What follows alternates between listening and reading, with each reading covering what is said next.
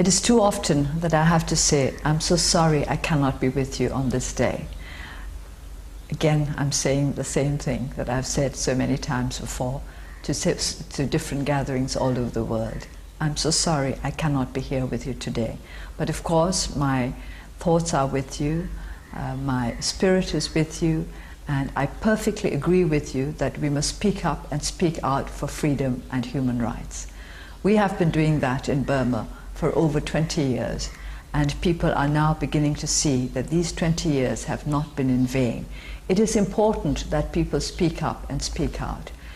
When I went on a tour of the country back in 2002 to 2003, people asked me what they could do.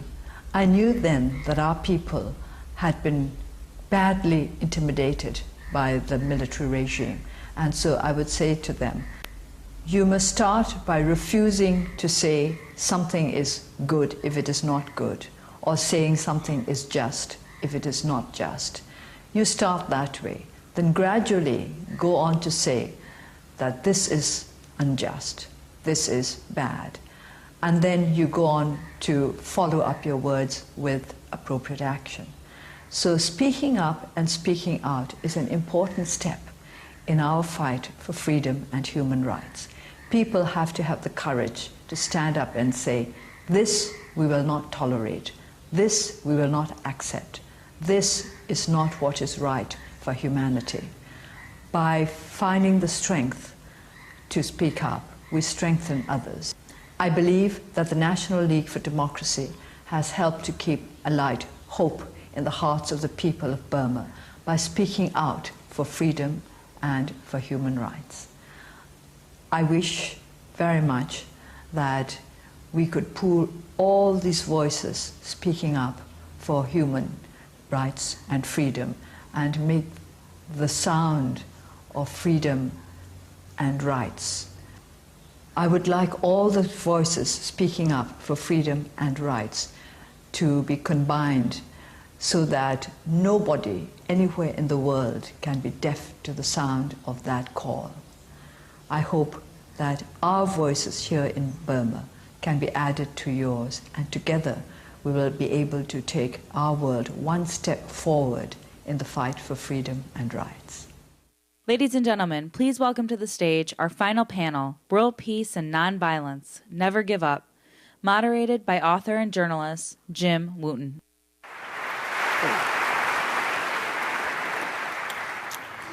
Good afternoon, everybody. Welcome to Dancing with the Peacemakers. My name is Jim Wooten. I point that out because I've been often mistaken this week for Sean Penn, and I hate it when that happens. This is an auspicious occasion this entire week, and I can't tell you how pleased and honored and fortunate I am to be here and to be the only person on this stage who has not won a Nobel Peace Prize. And I say I'm fortunate because I don't have to put up with always being described as an eminently decent person, as a courageous humanitarian, and as someone who has helped to make great changes in the world. No one has ever described me as that. These people have to live with those descriptions every day of their lives, and will no doubt have to endure them for the remainder of their lives, because, in fact, that is what they are. Eminently decent human beings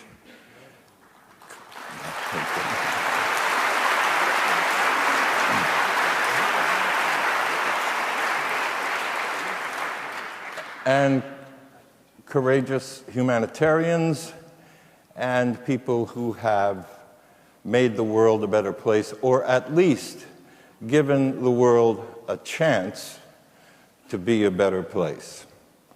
Now, to our theme and topic this afternoon, which is nonviolence, never give up. The construction of that, the very language of that, seems to suggest that nonviolence as a tool or a technique for social or political or economic change is sufficiently difficult to consider throwing in the towel, to at least consider that this is too hard, much too hard. And perhaps finally, to reach the conclusion, as many in our world have already done, that nonviolence simply does not work. Is that your view, Professor Williams? Please call me Jody, okay? Right. I get confused with the professor. Okay, and you can call me Sean. Okay.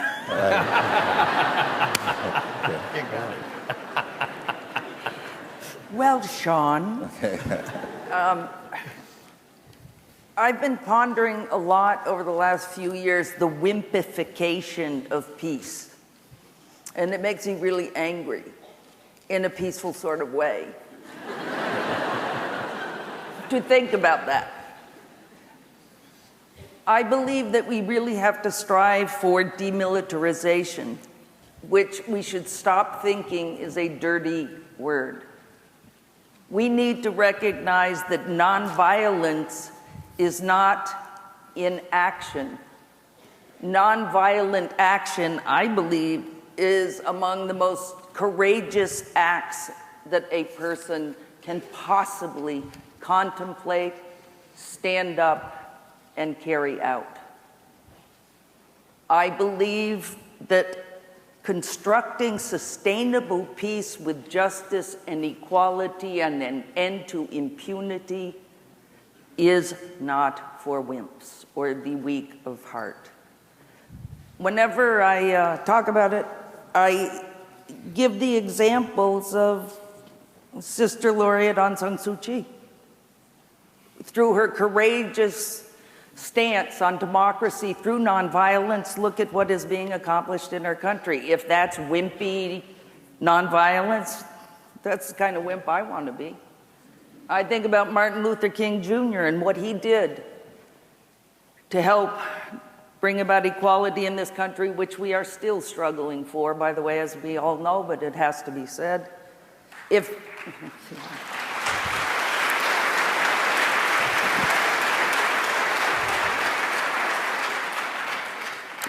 leading people in the streets and being attacked by dogs and jailed for your beliefs is being a wimp, I want to be a Martin Luther King Jr. wimp.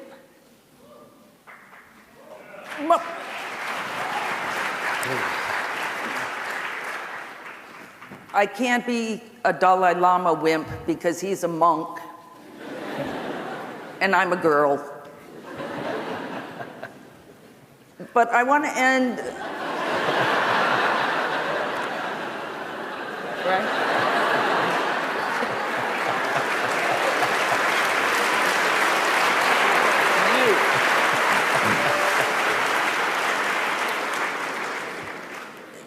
I want to end this comment just pointing out that the flip side to me of really pushing forward with nonviolent action to change this world is really demilitarization and thinking of it as a positive thing. When Sean, not you Sean, the real Sean, when the real Sean mentioned how lobbyists can tie up the common good, I can only think of the military-industrial complex, and that is not a tree-hugging, wimpy liberal phrase. It came from Dwight David Eisenhower in 1954. He is the one who coined the phrase of the military-industrial complex and told us to beware. The defense industry was brilliant in its conception in putting parts of the process of building weapons in almost every congressional district in the United States of America, making it extremely difficult to take that industry on, because you got every congressman, every senator who's going to be fighting under the guise of, defense. And I really wish we would rename it the War Department, because it is what it is.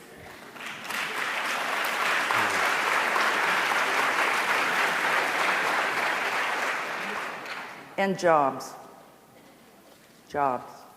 I wish that we all wanted to live in a country that provided dignified work that did not include building weapons to attack other countries.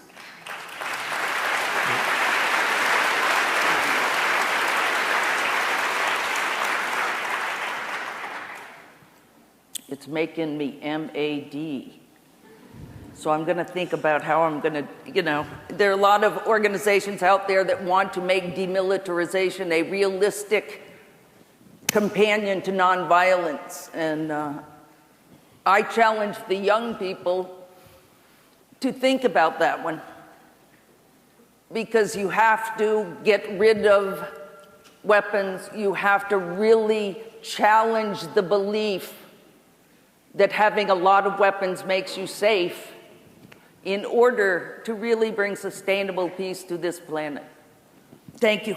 Thank you.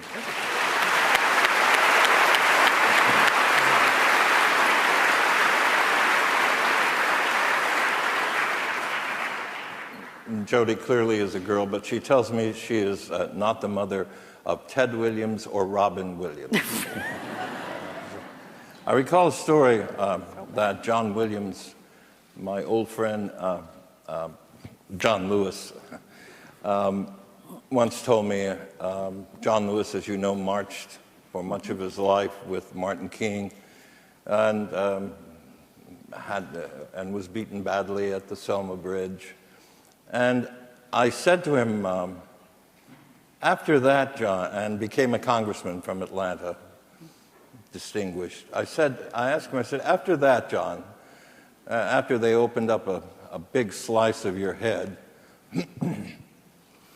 why did you continue to subscribe to Dr. King's concept of nonviolence? And John Lewis said, because Dr. King would have found a gun and shot me if I hadn't.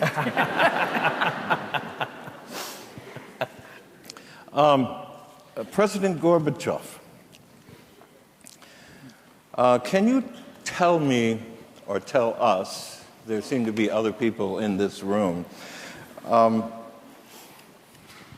when you first heard of the concept or the words nonviolence, and whether in your place and in your time it ever made any difference in your life and career? Для меня это был, по сути дела, настоящий. For me, this was, in fact, the real choice. The real choice is, what do I do to change the world for the better without using force, without using weapons? In our history, changes always happened as a result of violence. I believed, and I will be speaking more about politics because I have spent 60 years in politics, and it is in politics where I got the feel of those problems, where I understood those problems. When I became the head of the Soviet government, of the Soviet Union, then the question was, we need to address our problems. We need to solve our problems. And when I and my supporters started to discuss these changes, we fully understood that it will not be simple, it will not be easy, it will not be calm.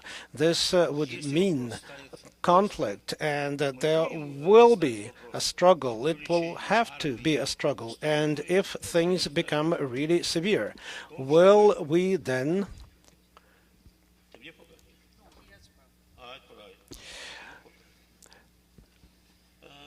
So if things become quite difficult, quite severe, will we then And people will say, where is the government? Why does the government put our house in order? And when they say put our house in order, they mean the use of force, mean the use of violence.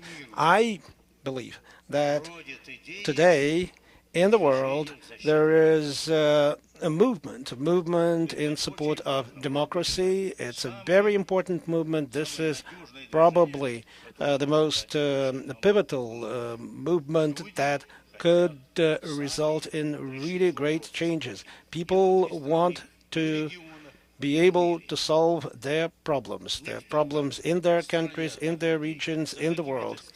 The people, rather than someone behind their backs, rather than some super intellect that will do it for them. It's for the people to do it, to decide, to speak out, and ultimately it's for the people to decide. This is the most important thing, and I think all the governments now feel that they are being challenged in this way. The recent election campaign in my country, in Russia, was open. That's the result of glasnost. It was a very contentious campaign, and things became very heated, and some people kind of felt fire under their feet. And nevertheless, people spoke out, people protested until the end. This was not yet decisive, but this has already been a big influence on the course of affairs in our country.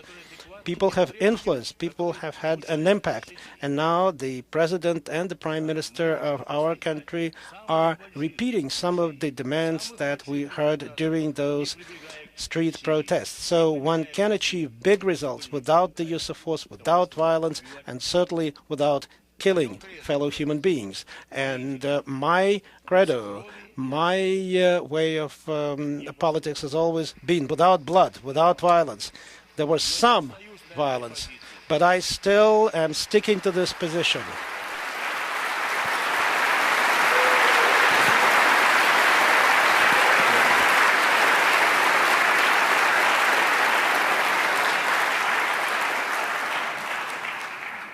Your Holiness, would you tell us, please, about your expectation that the movement for independence from China in your homeland of Tibet, which has been, with some exceptions, nonviolent, largely due to your own influence and leadership from exile. Could you tell us if you expect that, forgive me, when you're gone, that nonviolence will continue? As far as Tibet is concerned, Tibetan problem is concerned, of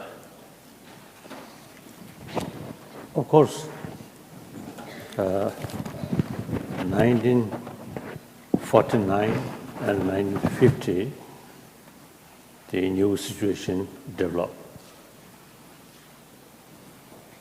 Soon after establishment of People's Republic of China, led by Chinese Communist Party. Then, 51, already Chinese communist military forces occupied a city, now today so-called autonomous region, but actually they, I think, last at least, I think, around 400 years under Tibetan government jurisdiction. So that actually, according to some expert international law, they consider de facto independent, sort of say, state. So the Chinese government at that time, the leaders like Chairman Mao Zedong and some other, they quite realistic. So they accept the reality. So even though the east part of Tibet autonomous region the Tibet under Tibetan government jurisdiction, already occupied, but instead of sending army to the rest of the area, they prefer peaceful liberation through negotiation. So finally, a 70-point agreement signed. So at that time, the Chinese government carried actually spirit of one country, two systems. So I think the essence of middle way approach already there. But then somehow it failed to carry practically about that spirit. So then 1959, things become very difficult. So we escaped. Then some years, all our energy and time mainly spent on rehabilitation and education, refugee community. Then 74, while China, full swing cultural revolution. And India, we made up our mind. Sooner or later, we have to talk with Chinese central government. So the question of independence is not sort of unrealistic. Therefore, we already made up our mind the concept of meaningful autonomy. That is the meaning of middle way. Not complete independence or separation from people of China. At the same time, not present sort of autonomy status. All Tibetan area, autonomy region, autonomy district, autonomy county, autonomy prefecture, like that. So actually Chinese constitution recognizes these areas, a Tibetan area. So we also thinking all these Tibetan area, since already the constitution recognized these are Tibetan ethnic groups. So constitution arranged different level of autonomy district, autonomy county, like that. So it should have sort of same sort of rights regarding preservation of their culture, particularly their language, their script. So then, 79 or late 1978, some indication come from Peking. Then we are already ready to talk with Chinese, not seeking independence, but seeking mutually equitable solution. So then, from 79, we carry that, so to say, policy, that approach. Sometimes really hopeful, sometimes difficult, but then recently things become very, very difficult, but our stand, no change. So now there's some positive result out of this approach. Inside Tibet, no. Things getting worse and worse. But then, and then recently, there several meetings with Chinese officials, no result. Almost like our representative visit Peking or some other places. Looks simply receiving scold, criticism, that's all. Sometimes I describe the totalitarian regimes, no ear, only mouth. Lecture on us, never willing to listen others' view, others' feeling. as soon as there are sort of feelings or different views come out, then suppress, then give one a good name.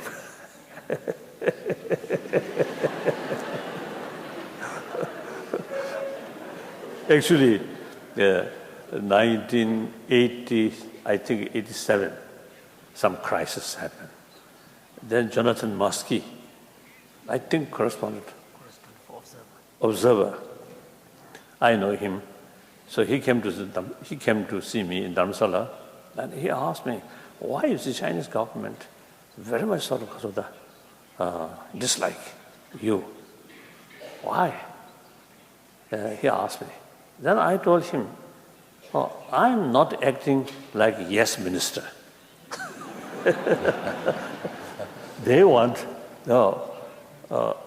I should say, whatever they say, oh, yes, of course, yes, yes. They want that kind of, kind of the response or attitude. The other night, President Kennedy, I'm sorry, Your Holiness. Go ahead. So now my main point now, I think many of you may not know this background. Sometimes you see, people have the impression that some crisis now, very recently, you see, happened. Not that. Many Chinese also, you see, feel like that. When I met some Chinese, they are little sort of frustration or little sort of hostile. Then I told these long sort of stories, 60 years sort of story. And then they understand, oh, Tibetan issue is really very, very complicated issue. So in any way, so now main point is, our approach bring some concrete result or positive result from government level. But Chinese public, I mean Chinese intellectuals or educated Chinese, and also many Chinese, including students who are studying in a foreign country, they have the opportunity to know the reality. So majority of them fully support about our middle wave approach. So our way of approach, firstly, very strictly non-violent way. Secondly, middle way. So that really, I feel, brought a lot of support from Chinese people or Chinese public side. So that, I think, positive result, significant result. After all, our problem have to solve between Tibetan and Chinese. So support from Chinese public is very essential. Like Liu Xiaobo, say, I think some occasion he expressed concern about Tibet, and then many other Chinese. So actually, I just want to express in our previous meeting, when Bishop Tutu there, we often usually express, it is sad, Aung San Suu Kyi not in our sort of group. Now Aung San Suu Kyi already released. The situation in Burma now really now improving. Now here, Liu Xiaobo, another Nobel laureate, not certain sort of professional field, but for democracy, liberty, freedom, like that. So, of course, still impossible to say come. But I think we must show our solidarity and our sort of desire waiting him, and sometime in the future, sort of today, because of our gathering, like that.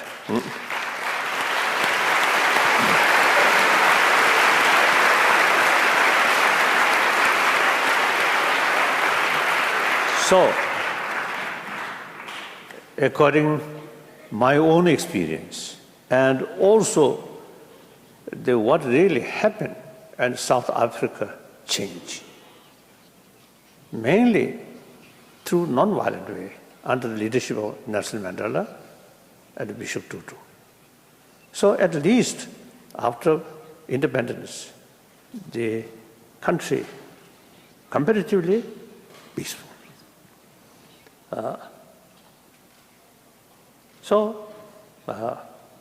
I always telling people when I give talk, 20th century become like century of violence. According to some historian, over 200 millions of people killed through violence.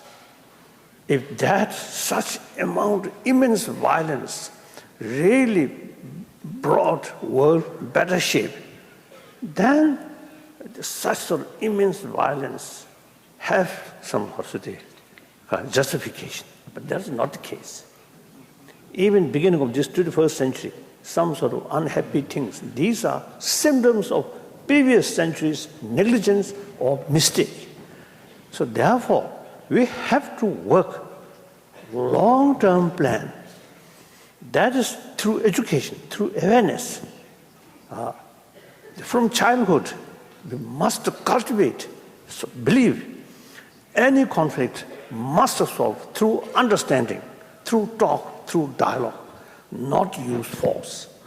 Even family level quarrel should develop that kind of attitude. Then community level, then national level or international level.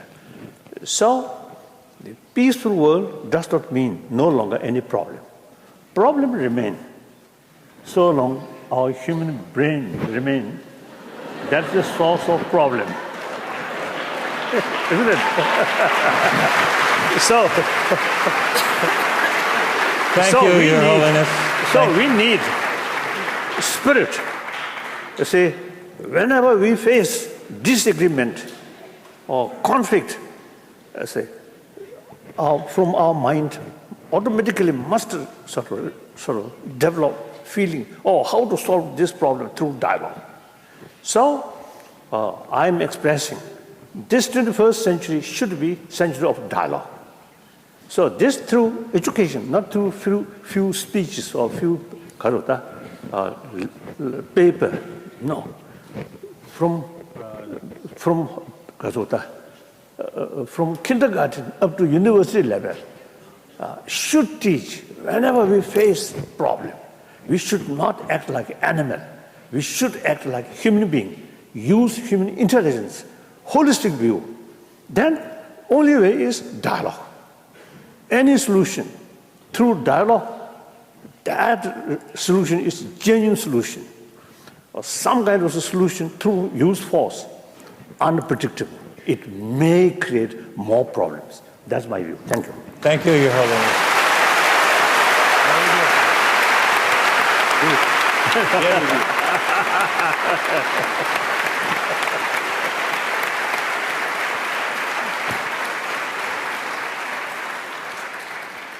I remember being in an airport lounge many, many years ago in Geneva, I believe it was, and seeing the Dalai Lama over in the corner with many of his people and friends gathered around him with gales of laughter erupting from that corner. And since I wasn't accustomed to being around holiness in any form, I kept my distance. But I was reminded at that moment of what Lincoln told the critics of Ulysses Grant, who said he was drinking too much. And Lincoln said, find out what brand he likes and send the case to all of my generals. I wanted to know what you guys were drinking over there. Professor Yunus, you are celebrated and have been honored principally for establishing a bank that made available millions of dollars, microloans, they've come to be called, to people in your country, poor people in your country who were otherwise deemed not worthy of credit. that's clearly nonviolent.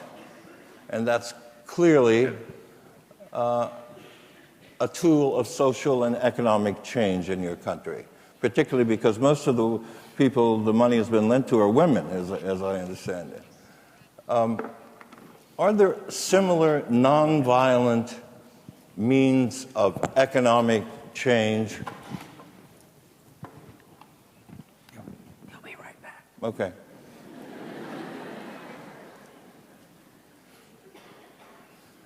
Спасибо.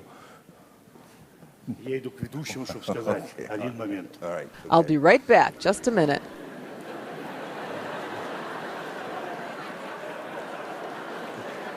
With my fluent Russian, I believe he just said, "I'll be right back." Or maybe I'll be back. Now, back to Professor Yunus. Yeah, go ahead.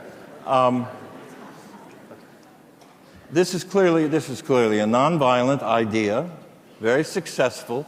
Are there other similar nonviolent means of economic change that you're aware of in existence now or on the drawing boards? Well, let me put it this way, and the way you phrase the question. If you look at the poor people, they are very nonviolent. Because if you see millions and billions of poor people, they have not gone in the road of violence. The whole thing will erupt if they did that. So they're very quiet, they're waiting. They don't even know that there's something can happen to them. They have accepted the way it is. At the same time, if you look at the unemployed people all over the world, they are very nonviolent. Again, millions and billions of people remain unemployed. Why does it happen to them? Is it the fault in those people? Can they, if they realize that it's not my fault that I'm a poor person, if they realize that it is not my fault that I am unemployed, probably they will say, why do I have to suffer every day, every year, my whole generation and next generation and so on? So there's a very easy road to violence into that. Luckily, they don't go for violence. They are very quiet people. And they don't have any guns. Luckily, they don't have guns. But if you want to get the guns, they can find it. There's no problem. There are people who would give them the guns readily to create their violence. So it's keeping people in that kind of situation is not very safe anyway for anybody. But somehow, whatever we do it a small, local kind of problem. It's not a global problem. But what I'm saying, potentially is very explosive. Could have been very explosive. Once they realize that this is not their fault that they're poor, it's not their fault that they're unemployed. One way I usually explain poverty, coming from my own work over the years, that it's almost like a bonsai tree. You take the best seed of the tallest tree and put it in a flower pot and then wait to grow, and it grows after long patient wait, it grows only this big. And we call it bonsai. It looks exactly like the beautiful tree out there, but it's only this big. And you question, what's wrong with this tree? Why didn't it grow? We can't blame the seed because we picked a good seed. Ultimate explanation is we put it in a flower pot. We didn't put it in the real soil to grow as tall as the other trees. I said, poor people are bonsai people. There's nothing wrong with their seed. Simply, society never gave them the space to grow. That's what makes all the difference.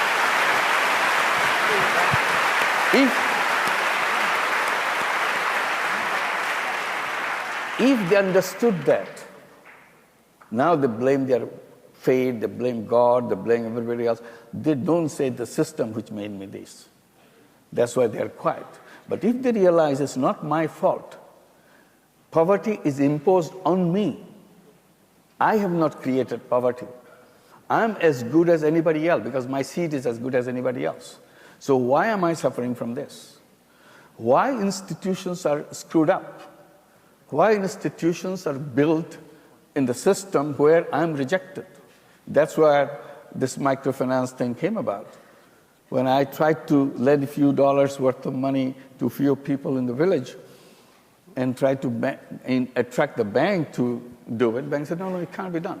They are not creditworthy. Then I said, what is creditworthy? Have you ever tried? I said, no, we don't have to try because they're not creditworthy. How do you know? Because everybody knows. I said, that's not good enough. You have to try and find out. And I tried and I found out it's not true. Today, I keep asking the question, I said, should the banks tell that poor are not creditworthy? They make judgment on people? Rather, people say that the banks are not people-worthy. Isn't that the way it should have been? So, we have banks all over the world. We have seen what happens with the banks. You saw the financial crisis coming through them and make other people suffer. When people lost their jobs, it was not he was inefficient or she didn't do the job. Somebody screwed up the system somewhere, and I lost my job.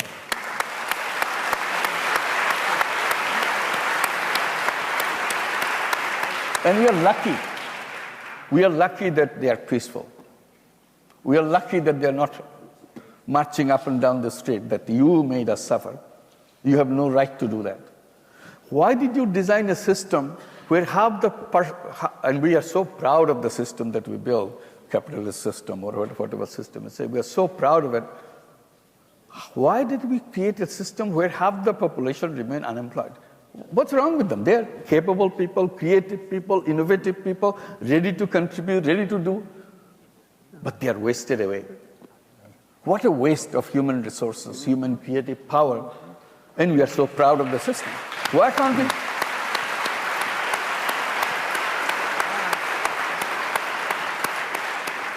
Why can't we throw that system in the basket?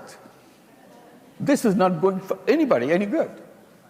Professor, I have an idea that there may actually be some bankers in this audience. I'd love to talk to them. Right. I wondered if you might want to. Yeah, we run banks now in New York City, so it's not far in Bangladesh. You don't have to go all the way. We have 4 branches in New York City. We have 9,000 borrowers. We started in 2008. And all 9,000 are women, very low-income women. Average loan is $1,500. Repayment is 99.3%. No collateral, nothing. Right. The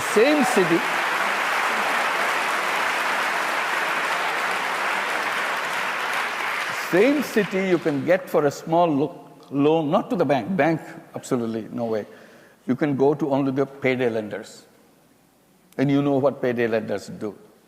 Charge 100%, 500%, 1,000% interest, and it's a thriving business. Nobody cares, and we say, competition will take care of everything. What happened to the competition for thousands of years? It still continues, the same old loan sharking. Right. So that's where we created new institutions to show that it works. And we were there in 2008 in New York City.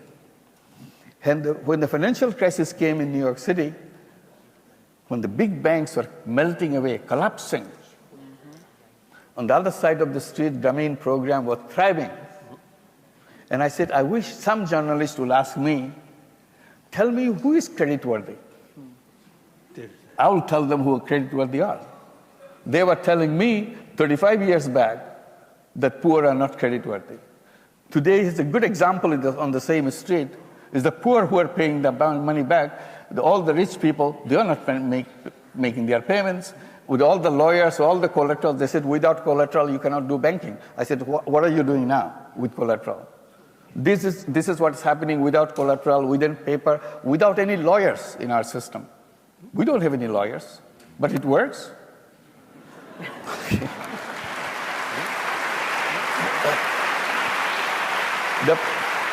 The point I'm making, we don't have a system which is people-friendly. Mm-hmm. We need to redesign the system. The system we have is a money-centric system. Mm-hmm. Money, money, money. Money is the king. It becomes a habit. It becomes an obsession. It becomes an addiction. Mm-hmm. and as if human beings are some kind of money-making robots. And I keep telling that human beings are not money-making robots. They are human beings. They are wide multidimensional capabilities. But you put them into a tiny little format called money makers. So we said, redesign the system which accommodates the full human being, not robot-like human being. You created robots out of the system. So we are creating a different kind of business called social business. Non-dividend company, which solves problems. We can create a system which is a problem-solving system, which is cost-driven system, not just money-centric system. So we said we can create two kinds of business. One, to make money. One, to solve problems. Today, money-making is a means. Money-making is an end. It doesn't make any sense. Money-making can be a means, but end has to be a purpose. What is the purpose of life? That's lost completely. So you talk about violence, non-violence, and so on. The seeds of violence is in the system. Until you pick up those seeds out of the system, very difficult to handle that. So you go into wars, you go into things, justifying that this is the way economy can grow, this is the way your interest, immediate commercial interest lies, or whatever. You want to hold on to the oil fields, you want to hold on to this particular thing. That's what the seeds of all the problem. Sean, can I say one sentence? Sure.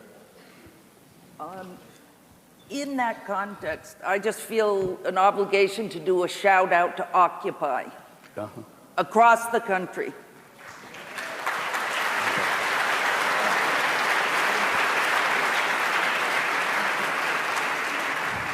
These are people who have stood up to express their objection to institutionalized inequities of wealth, poverty, and instead of being listened to in dialogue, as His Holiness has talked about, they have been vilified, criminalized, beaten, tear-gassed, and I've been very appreciative of the moderators in these sessions at how many times they spoke about Occupy as if it was something worthy to be listened to. And I will just end saying that several of us Peace Laureates are meeting with Occupy Chicago after this session. Thank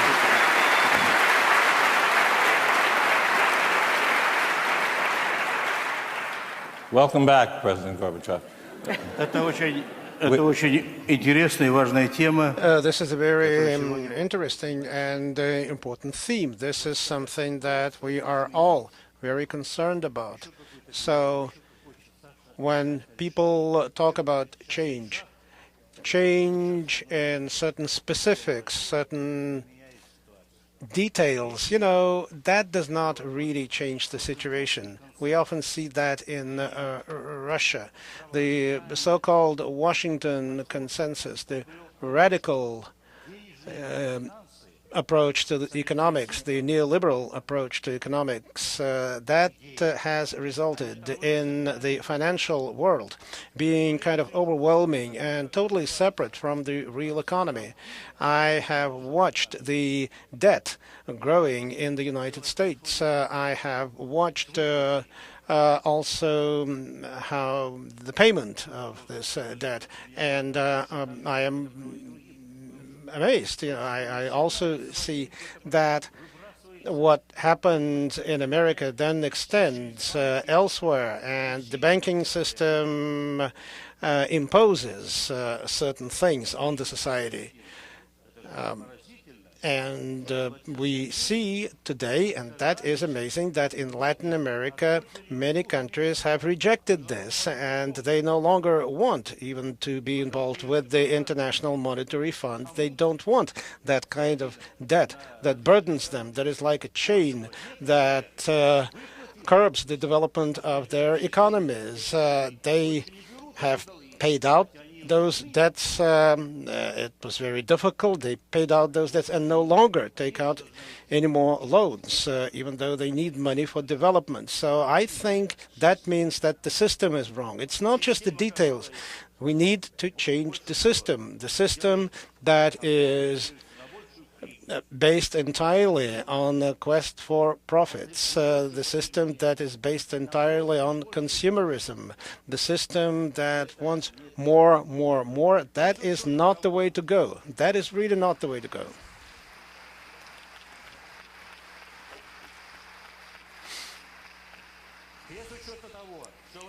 So, and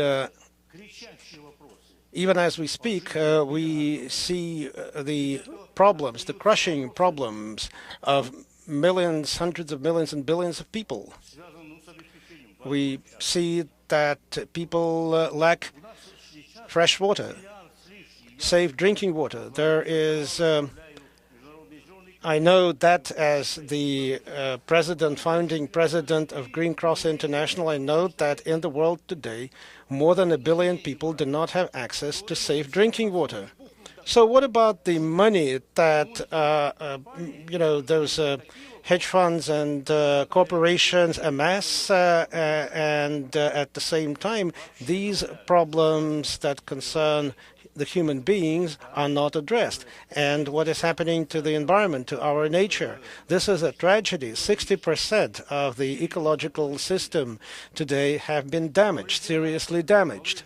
We see the damage to the air, to the airspace. We see the damage, the pollution of rivers and oceans, and that is so to say, the cradle of our civilization. That is what has shaped and developed our human civilization.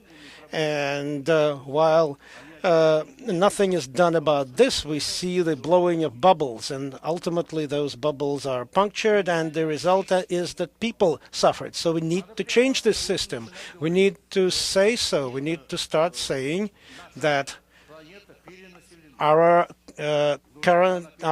planet today is overpopulated, but every human being, we need to address the problems of the human beings and the problems of nature.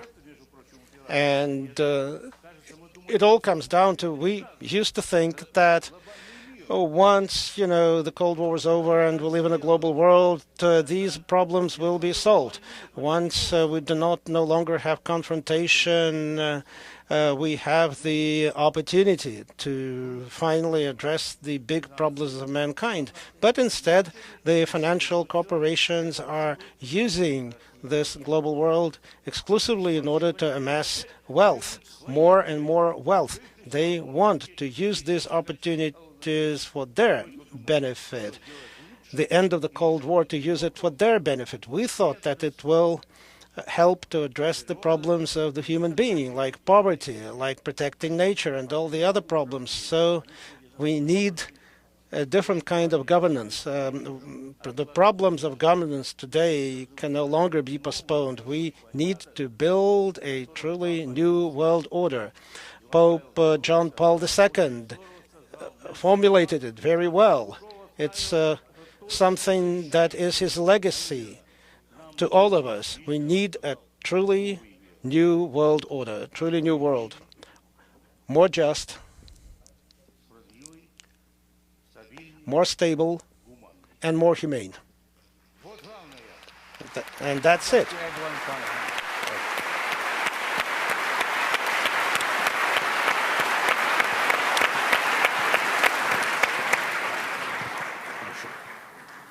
May I just add one more? Yes, briefly. Thank you. We want to get to some students' questions. Yes, of course.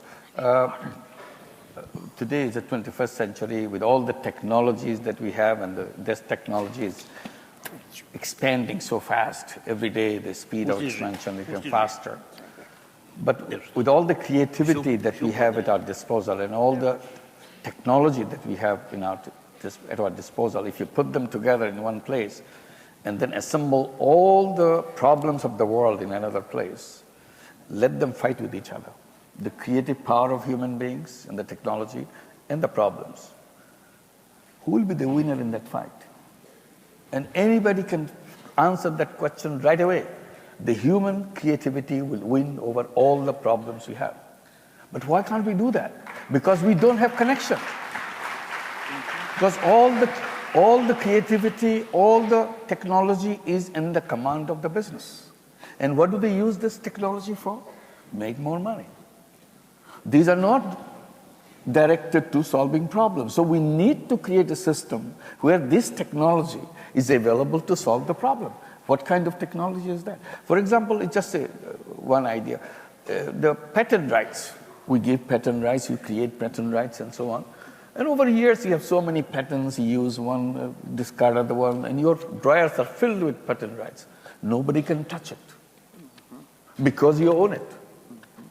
Because here is the human intellect bundled into that.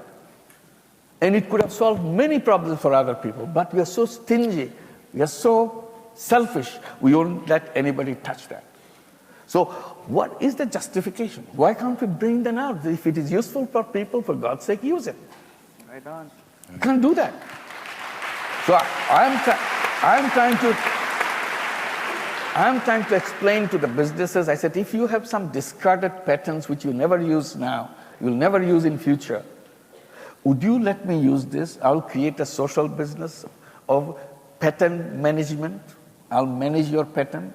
We will take your permission to use it for the benefit of people. If you agree, I'll use it.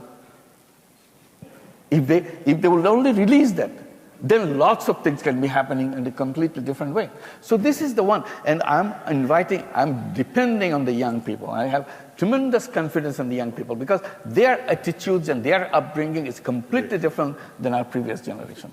They see the world in a completely different way because they have the technology. They have access to information, access to knowledge, access to other people. It's so enormous at their disposal.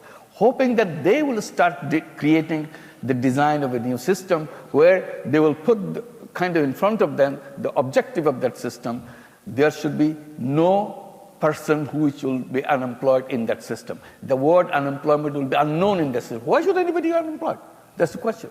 And there will be no poverty, because if there is no unemployment, there will be no poverty at all. Why should there be any poverty?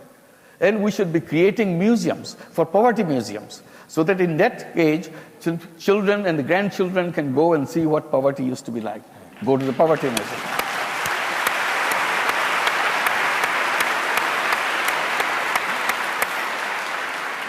Thank you, Professor. I think we're only going to have time for one question.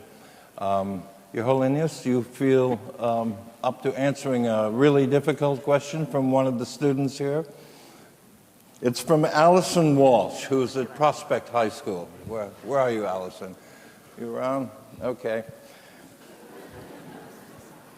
Maybe Allison does not exist, and this is an effort to sabotage this entire event. Proceedings. Okay, hi, Allison. All right, Your Holiness, there are several questions of this vein in this stack here. But how would you suggest it is possible to reason your message and the message of this event of peace with unreasonable people, people who refuse to see another point of view? How would you go about that? I'm Buddhist. Buddha always respect the different views of different people. So if someone insists his or her own view, then no argument.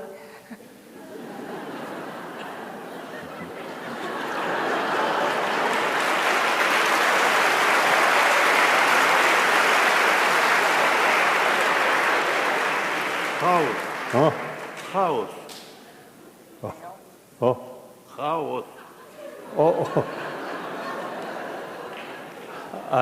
I really sort of, impressed your other sort of, presentation. It is true.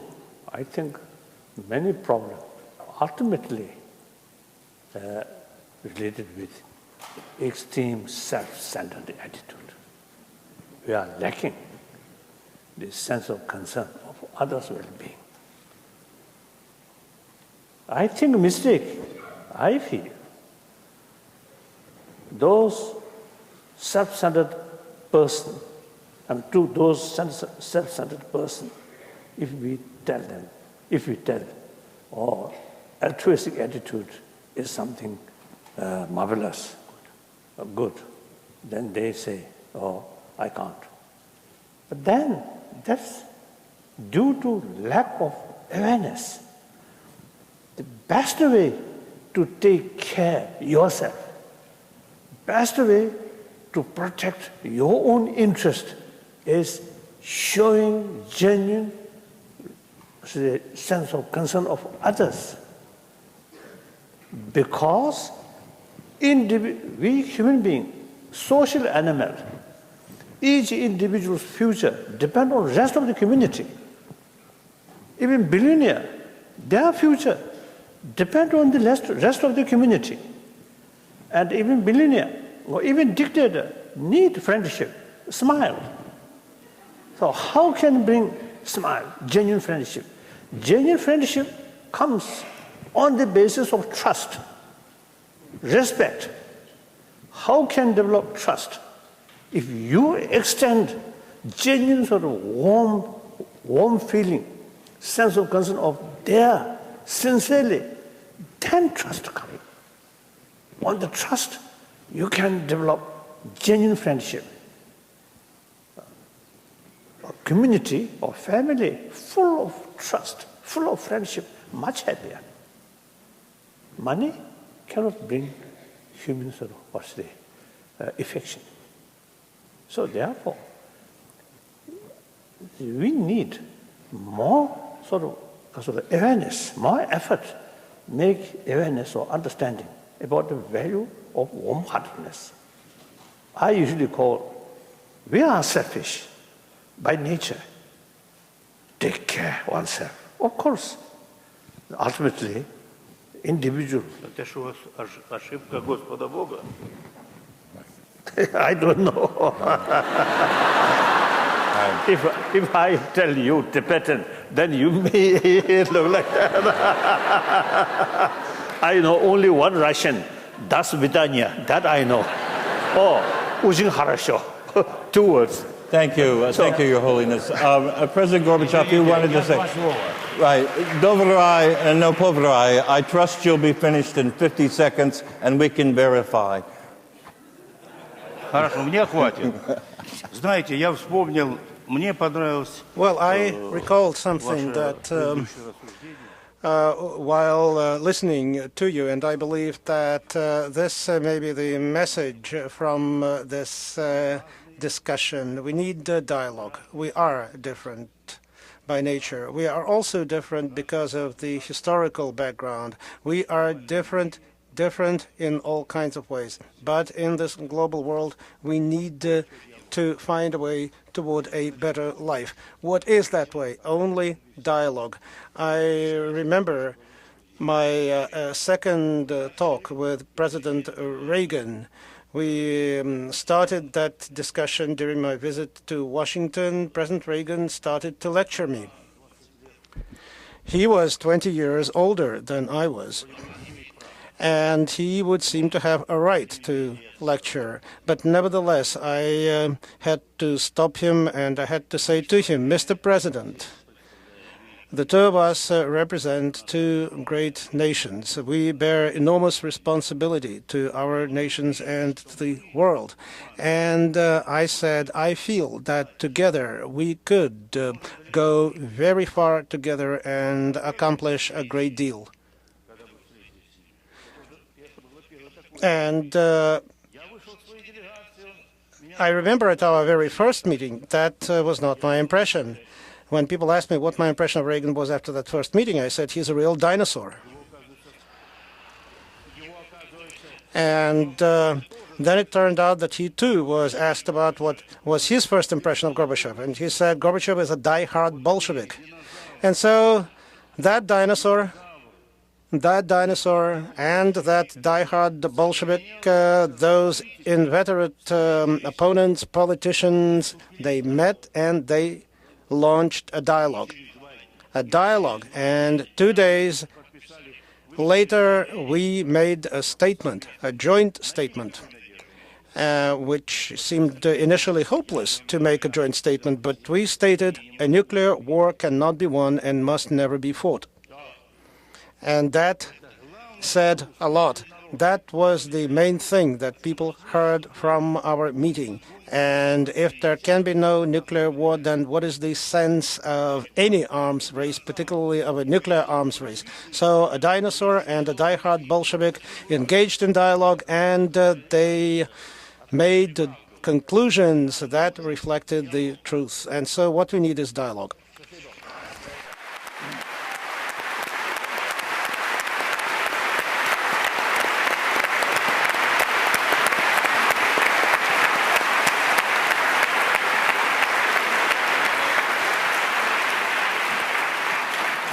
Thank you all. Thank you very much.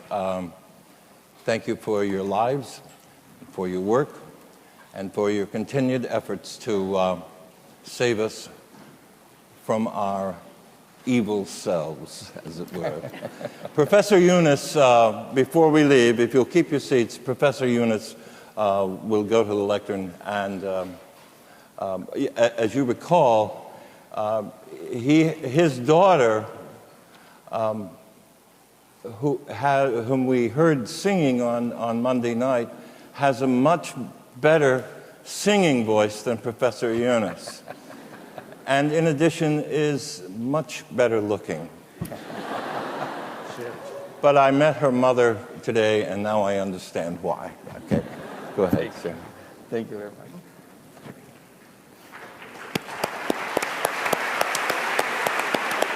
Thank you. Thank you. I have the great honor and privilege to read out the statement made by the Nobel laureates appealing to the youth of the world, young people of the world.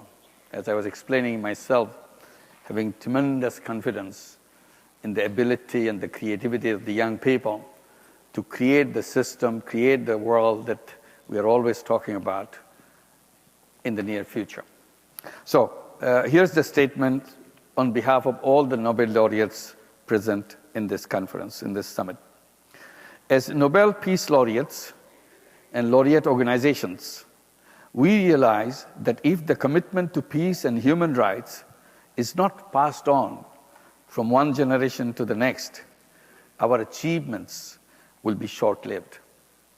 For this reason, we applaud the youth of the world who are standing up and speaking out in protest against injustice and inequality, and defending the right to peace, social justice, and a sustainable future. We are concerned that all threats to peace are persisting and new ones are emerging. We therefore urge young people to organize for peace and learn to prevent and resolve conflicts peacefully. At a time when militarism continues to corrupt the minds of the politicians and poison the international relations, when a new arms race is unfolding, this must be a key priority. As Nobel laureate Martin Luther King Jr. said, I quote, "Those who love peace must learn to organize as effectively as those who love war," unquote.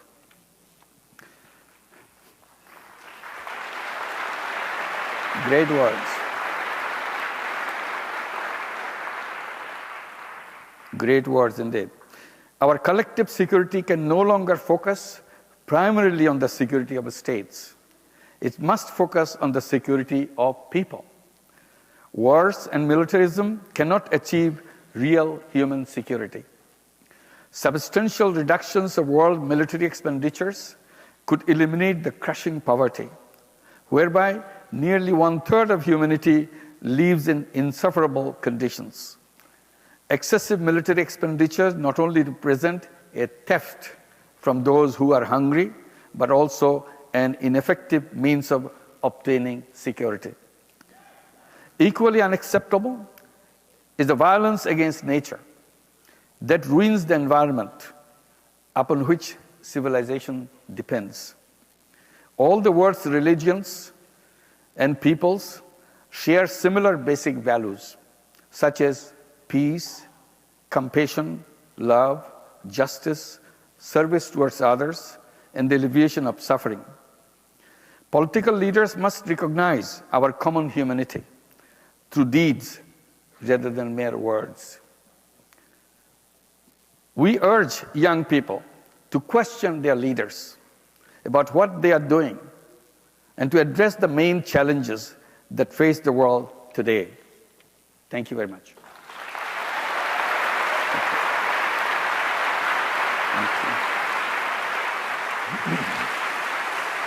Ladies and gentlemen, please direct your attention to the screen for a special video presentation. I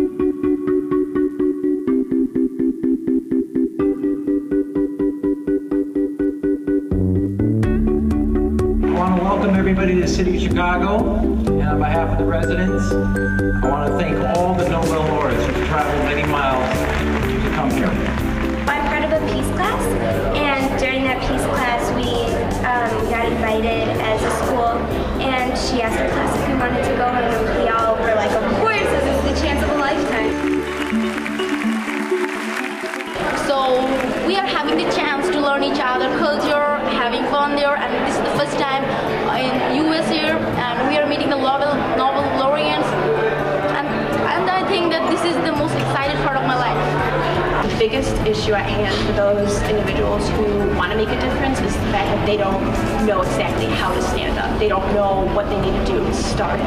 And so I really want to hear how they started it so I can get inspiration as to how we can start it. Moral courage is the rarest form of valor in the adult world, and yet it is the one that you, as students, are called upon to muster every single day. And coming here is so important because it helps me, especially and all my classmates, for us to be able to learn more about what we can do to affect change. If each and every one of us selected the issue that they most cared about and volunteered a few hours a month, imagine what this world would be. Just as a whole, the whole Speak Truth to Power thing has changed how I think a lot. It's made me a lot more grateful for what's in my life, and it's given me insight on just how to, in small ways, better the world around me. Speak up. Speak out for freedom and rights. Speak truth to power. I think that it's definitely inspired me to take action as a whole, as an individual, and learn more about the world around me and find injustices that I can right in my own community. You know, you can come from such a small town and you can make such a huge difference. You don't have to be born into like a huge family, like a rich family. You don't have to be born into like from New York City. You can come from such a little town and you can really make a difference in the world. It takes one person to make a difference in the world. Peace can only be achieved if you get people involved in that which stands in the way of peace, to talk to each other. I'm so inspired that what they do, what a people can do. If you have a strong willingness, you can do everything. That's what I think I learned from them. Thank you.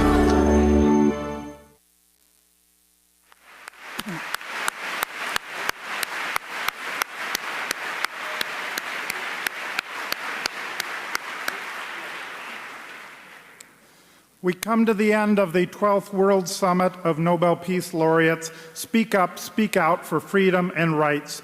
These 3 days have spanned 6 absolutely fascinating laureate panels, an opening day luncheon with a hard-hitting keynote by President Carter, 2 beautiful dinners, one offering true words of wisdom about the power of reconciliation delivered by President Clinton, and the second that celebrated the mosaic of Chicago's young artists themselves using song and poetry to speak up and speak out.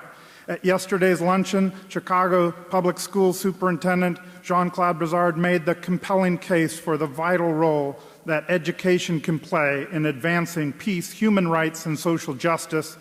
And just this afternoon, we witnessed the well-deserved presentation of the Peace Summit Award for the incredible and heroic efforts of Sean Penn. Congratulations again.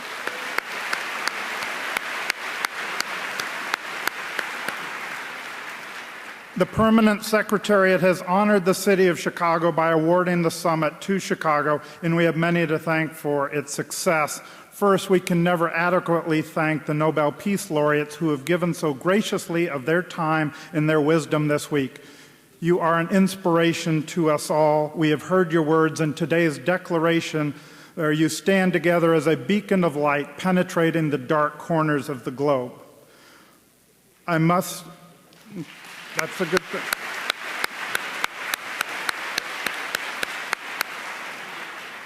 I must thank Mayor Emanuel because it was his commitment that this summit go forward and that Chicago hosts the 12th World Summit of Nobel Peace Laureates.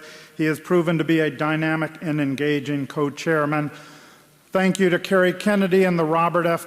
Kennedy Center for blazing a trail of youth engagement and providing the curriculum of Speak Truth to Power that turns ideals into action. Thanks to Bob Gallucci and Julie Stash of the MacArthur Foundation for your continuing leadership on these issues that matter to all of humanity. And thanks to David Hiller and the McCormick Foundation for always being there for Chicago. Thank you to Michael Sachs and World Business Chicago for your civic leadership and raising the funds that allowed us to stage this historic summit in a manner worthy of the ideals and the idealists that the summit brings together. Thank you, Chris Kennedy, for having the vision of what this summit could be and helping us to achieve it. In any event of this magnitude, there are always a few individuals who are truly responsible for the successes that we have enjoyed, and I want to single out a few of them by name, beginning with the remarkable Cheryl Hughes from the Chicago Community Trust, Jenny Sisner and Andrew Spinelli from the Mayor's Office, and Sally Armbruster from World Business Chicago. I am especially thankful for the myriad contributions of my remarkable colleagues at the Chicago Community Trust who have poured out their hearts and souls into this endeavor. And finally, we have benefited from the wise counsel and great talent of Rick Jaskolka and the entire team from Jaskolka Terman.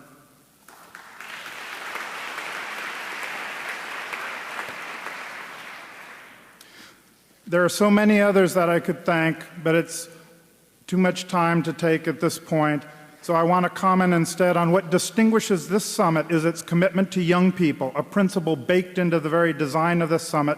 Several thousand young people have participated over the 3 days in our audience, plus tens of thousands watching via live stream or following the proceedings on the Scholastic or State Department special summit websites. We have also hosted 16 students who were brought here to the summit by the State Department from Liberia, East Timor, Bangladesh, and Yemen, and the 180 students brought here by Peace Jam. And we know they're in the house.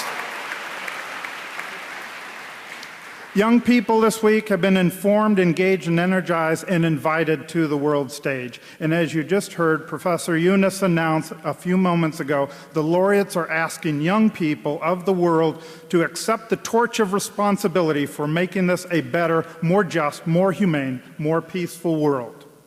For me, this summit frames a defining moment calling upon the world's youth to lead. So I think it's appropriate that I'm able to close with the words of Robert F. Kennedy, delivered in March of 1968, that ring true today.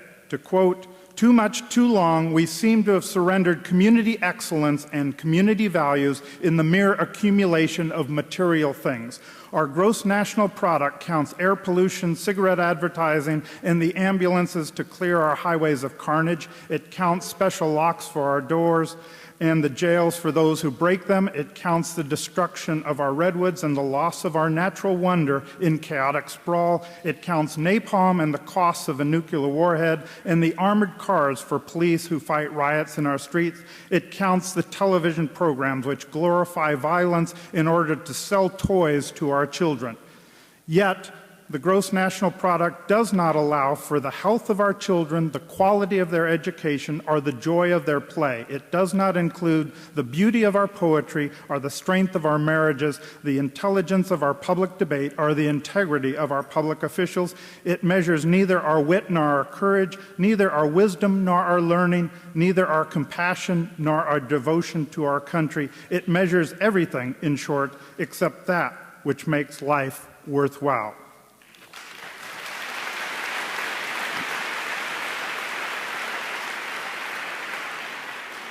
Thank you all for attending some or all of these extraordinary events, and may you take inspiration from these events and go forth on the wings of peace. The 12th World Summit of the Nobel Peace Laureates is now closed.